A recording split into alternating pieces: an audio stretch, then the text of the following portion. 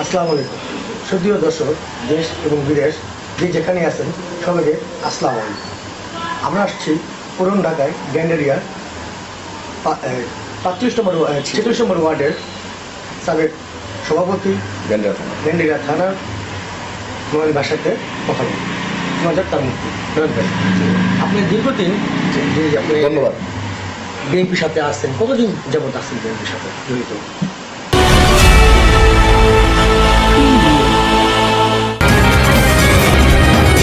আসসালামাইকুম, খবর পড়ছি নাহিদা ইসলাম, এখন সংবাদ থেকে। বিস্তারিত খবর ভিডিও ফুটেজে। আজ থেকে 35 বছর যাবত আমরা আছি এখানে। এটা কি আপনাদের মানে পুরো মানে জনতে আপনি মানে বিএনপির সাথে আসলে আমাদের দলটা আমার ছোট কাকা করতো, জহির ইসলাম মিয়া, যে নাকি ওয়ার্ড যুব দলের সভাপতি ছিলেন বৃহত্তম সূত্রাপুর। তারই ধারাবাহিকতা আমি পলিটিক্স করছি।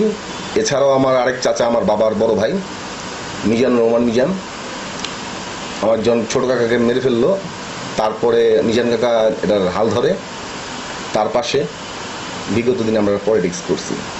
তারপরে ওই কাকাকে মারার পরে আমি এই হাল ধরলাম ওয়ার্ড থেকে থানায় আসলাম। থানা যুব দলের সাবেক সদস্য সচিব, সাবেক আহ্বায়ক, ঢাকা মহানগর দক্ষিণের অন্য সদস্য। জি। আচ্ছা, আপনি যে বিএনপির সাথে জড়িত এতদিন যাবৎ এতো রাস্তাঘাট নির্যাতিত এবং যে অনেক কিছু আপনি হয়েছে, সেটা আমিও নিজে যখন উপস্থিত ছিলাম তখন আমার কিছু একটা আপনার ডকুমেন্ট আসলো যে আপনার নিজের জন্য অবস্থা যে পুলিশ কীভাবে হেঁচড়িয়ে এবং ট্রেনে হেঁচড়িয়ে যে নিয়ে যাচ্ছে।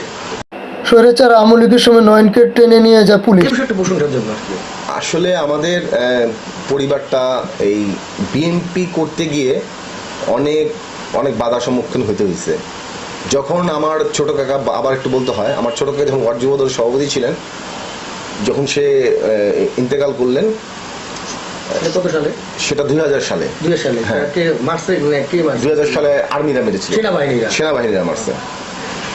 আর তারপরে আমার বড় কাকা, যে নাকি পরে যুব দলের পরবর্তী টার্মে যে সভাপতি হয়েছে, তাকে সন্ত্রাসীরা মারছে। সেও ওয়ার্ড যুব দলের সভাপতি ছিল। তারপর থেকে আমি 1/11-এর সময় অ্যারেস্ট হইলাম। আমাকে পলিটিক্যালভাবে অ্যারেস্ট করলো। এটা রাজনীতির কোনো কারণ হতে পারে, বা হয়েছে তো অবশ্যই। আমাকে খুব বেদম পিটাইছে। তখন আমি 1/11 জেলে ছিলাম।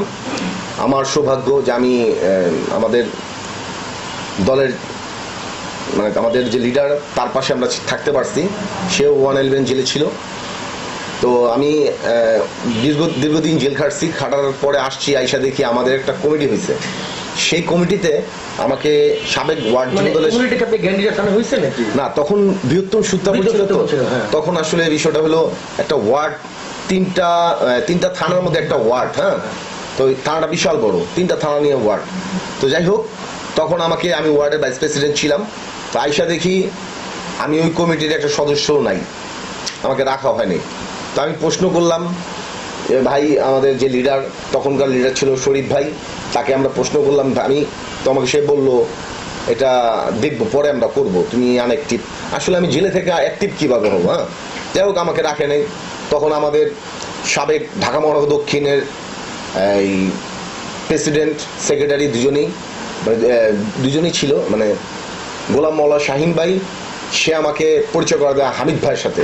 তখন ঢাকা মহানগর দক্ষিণের সভাপতি ছিল হামিদ ভাই। তখন হামিদ ভাইয়ের সাথে পরিচয় হই। তখন মোটামুটি আমি ভালো অনেক আমার মতো অনেক কাজ করা শুরু করলাম। আমি যখন হাফ প্যান্ট পরি তখন থেকে পলিটিক্স করি, বিএনপির সাথে জড়িত, আর প্রত্যক্ষভাবে জড়িত আমি। আর তখন আমি হামিদ ভাইয়ের সাথে পরিচয় হই, হামিদ ভাইয়ের সাথে পলিটিক্স করি। তখন থানা যুব দলের সভাপতি ছিল ওমর নবী বাবু ভাই, আর সেক্রেটারি ছিল নাজিম ভাই। তার পাশে আমি পলিটিক্স করি।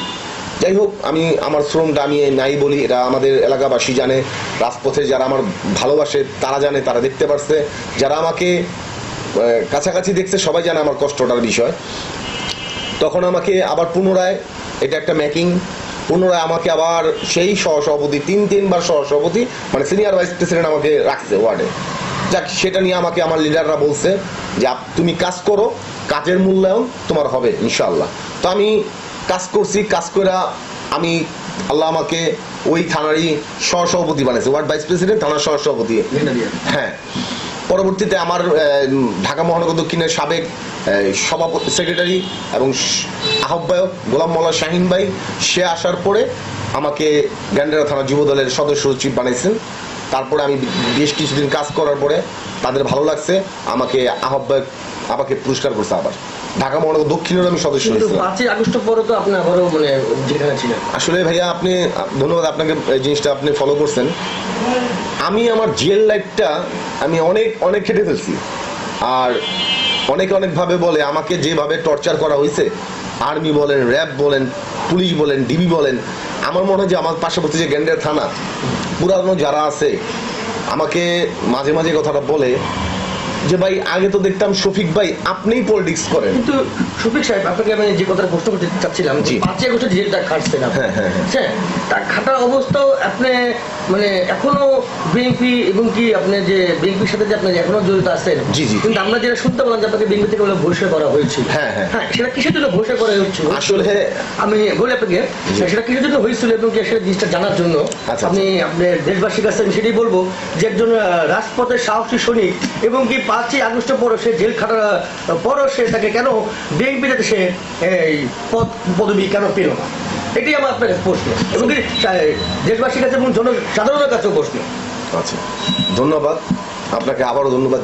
এই জন্য আমি 27 তারিখে অ্যারেস্ট হয়েছি রাজপথ থেকে। তখন আমি আমরা একটা মানে মানে অন্ধকার রুমে বলে আর যাই বলে, জেলখানায় যারা না গেছে তারা বুঝতে পারবে না, আমাদের 24 ঘন্টা লক আপ ছিল। তখন আমরা মোবাইল কি বলে, পেপার কি জিনিস বা বাইরের কোনো খবর আমরা পাচ্ছিলাম না। এটা 5 তারিখের আগের ঘটনা। যাই হোক, দেশে আমাদের যখন একটা ভালো একটা নিউজ আসছে, তো সেই নিউজটা আমরা বাইদাবে শব্দের হিসেবে পাওয়া হয়েছে। তো আমাদের জনাব তারেক রহমান সাহেব যে কিছু নির্দেশ দিয়েছে সেটা আমরা পাইনি। তো আমি 6 তারিখের রাত্রে আমি বের হয়েছি। বের হইয়া মোটামুটিভাবে আমি যে কষ্ট করছি, আমার উপর যে অত্যাচার হয়েছে, এটা তো আর আমি এইভাবেই হয় নাই, কেউ না কেউ আমার উপর অত্যাচার করাইছে। তো আমি ওর বাসার এখান থেকে আসতেছিলাম, আসার পথে ছেলে পেলে আমার সাথে ছিল, হয়তো কিছু হইতেই পারে, স্বাভাবিক হইতেই পারে, কারণ আমাকে বিভিন্নভাবে অ্যারেস্ট করছে, বিভিন্নভাবে মামলা দেওয়া হয়েছে। আসলে বিভিন্নভাবে টর্চারিং হয়েছে, অনেক টর্চার আমার তো হয়েছে এবং কি পুলিশের সাথেও আপনি পুলিশও নির্যাতন হয়েছেন আপনি, তাই না ভাইয়া? আসলে আপনার ক্ষেত্রে না, এটা অনেকের কাছে আমার এই যে মিডিয়া এইগুলো আছে দেখতে পারবেন, আমার পার মধ্যে গুলি, রানের ভিতরে গুলি। আমাকে কিন্তু এই পলিটিক্স যাতে না করি এটার জন্য আমাকে অনেকভাবে হ্যারাসমেন্ট করা হয়েছে। আমাদের এলাকার যারা বড় লেভেলের যারা কর্তা ছিল তারাও কিন্তু আমাকে ভয়ভীতি দেখাইছে, তুমি বিএনপি করিস না, বিএনপি জীবনে আসতে পারবো না। আমার ইচ্ছা, আমার মনে ইসে ছিল যে বিএনপি ইনশাল্লাহ একদিন আসবে। আর দেশবাসীর কাছে আমার একটাই অনুরোধ, আমি দলের জন্য কিছু করে থাকলে সেটা আমি আশা করি আজকে না হোক কালকে, কালকে না হোক পরশু আল্লাহর কাছে পাবো আমি। তো আমি যে আমাকে আমার সাথে যে অন্যায়টা করা হয়েছে আজকে 1 বছরের বেশি, আমি 6 তারিখে রাত্রে আসার পরে আমি 7 তারিখে রাত্রে দেখি আমার বহিষ্কার কাগজটা আসছে। আদৌ আমি জানলাম না কেন আমি বহিষ্কারটা হইলাম, কি কারণে করলো আমাকে। এই যে বহিষ্কারটা যে করছে, এই বিষয়টা আপনি জানতে পারেন যে এই বিষয়ে আমার হাত আছে কিনা, বহিষ্কারের বিষয় যারা আছে আমি বলতে পারবো আমার ফ্যামিলি, আমি আমার পরিবার, আমি যে বলতে পারি আমার বাবা, আমার চাচা, তারা পলিটিক্যাল ভাবে বলতেছি, তারা আওয়ামী লীগের সাথে কোনোভাবেই জড়িত নাই। প্রথম একটা কারণ আমার ফ্যামিলি থেকে 2টা চাচা মারা গেছে, তারপর থাকার প্রশ্ন ওঠে না। এখন বিষয়টা হলো যারা বিগত দিনে আওয়ামী লীগের সাথে জড়িত ছিল তারা এখন রাজপথে আছে। যখন আমরা অ্যারেস্ট হয়েছি তখন তাদের আমরা দেখিনি, যখন রাজপথে ছিলাম তখন আমরা দেখিনি। আমি শফিকুল ইসলাম নয়ন, আমি ফজরের সময় উঠে লোকজন নিয়ে গেছি রাজপথে, দেখা গেছে সিনিয়ররা বলে ব্যানার ধরার লোক পাইনি। সত্য কথা, এটা ব্যানার ধরার লোক পাইনি, কারণ সবাইকে বুঝায় ম্যানেজ করে এখানে নিয়ে যেতে হয়েছে। আরেকটা জিনিস, এত মামলা আমার কাছে এখনো কাগজগুলো আছে, আমার এত মামলা। কটা মামলা খাইছেন মানে আমার রানিং দলীয় ভাবে 46টা মামলা আমার রানিং, 46টা দলীয় ভাবে। হ্যাঁ, এখানে আমার সাথে আরো আমাদের এখানে আরো যা থানার সভাপতি, সেক্রেটারি, আরো বিভিন্ন লেভেলের শ্যামপুর, গ্যান্ডারিয়া, যাত্রাবাড়ি, সূত্রাপুর আমার নামে মামলা হয়েছে। ওয়ারি মামলা আমার নামে হয়নি। পল্টন আমার নামে মামলা হয়েছে। আমি বিগত দিনে আমার একটা ছবি আসছে, ছবিটা আমাকে বেদম পিটানো পিটাইছে পার্টি অফিসের গেটে, র্যাব, হ্যাঁ অনেক পিটানো পিটাইছে। শফিকুল ইসলাম নয়নকে র্যাব এভাবে টেনেছে। আসলে আমার লাইফটা আমার এখন বোনাস, একেবারেই বোনাস, কারণ আমার এই মাজাটা কিছুই নাই বলতে চলে, অনেকভাবে টর্চার করছে। আর এবার যে ডিবিতে নিয়ে গেছে, ডিবিতে নিয়ে সেটা আর কি এখন এটা মানে বললে বোঝানো যাবো না, চোখটা পানি চলে আসবো, কারণ এরা যে কি পরিমাণ টর্চার করছে এটা উপর আল্লাহ জানে। আসলে আমার এই হাতটা এইভাবে বাঁধছে, এখানে বাঁশ ঢুকাইছে, ঠিক আছে, অনেকভাবে টর্চার করছে।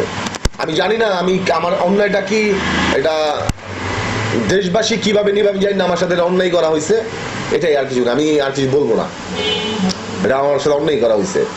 কারা করতে এই বিষয়টা আপনি এখন জানতে পারেন নাই যে আসলে আপনি কিছু করতে হলে তো আপনার সিনিয়রদের অনুমতি লাগবে। তা আমার সংগঠন, আমি থানা যুব দলের সভাপতি, আমার ঊর্ধ্বতম কর্মকর্তা তারা হলো থানা মহানগরের প্রেসিডেন্ট এবং সেক্রেটারি, তার উপরে হলো সেন্ট্রাল প্রেসিডেন্ট সেক্রেটারি, তাদের হুকুম ছাড়াও হয় নাই, তারা না জেনেও করে নাই।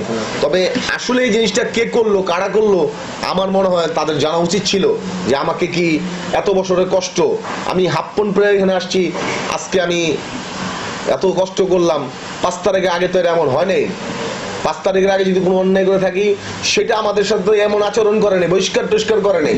এখন দেশের একটা ভালো সময় আসছে, আমরা ভালো জিনিসে আসছে, ছাত্র আন্দোলনে আসছে, এখন ভালো একটা সময় আসছে, আমাদের বহিষ্কার নিয়ে খেলা শুরু হয়ে গেছে। আচ্ছা মিস্টার নয়ন সাহেব, আপনাকে বলছি, যদি আপনি পদবি পান তো আপনি এলাকার জন্য কি উন্নয়ন করবেন? আসলে এটা আসলে আমি আপনাকে বলবো যে আমি এটা করব সেটা করব, আসলে আমি এখনো আমি যে দল থেকে বহিষ্কার, হ্যাঁ, এটা আসলে ব্যক্তি বিশেষ আমাকে বহিষ্কার করা হয়েছে, পলিটিক্যাল ভাবে আমাকে বহিষ্কার করা নেই, হয়তো আপনার সাথে আমার একটু মন মালিন্য আছে এই জন্য করা হয়েছে। তা আমি এলাকার সামাজিক সংগঠন, সামাজিক যে কোনো কাজে আমি থাকি, যে কোনো ভাবে আমি সবার সাথে কাজ করতেছি, মসজিদ মাদ্রাসা এলাকার যে কোনো বিষয়ে আমি আছি, পাশে থাকি।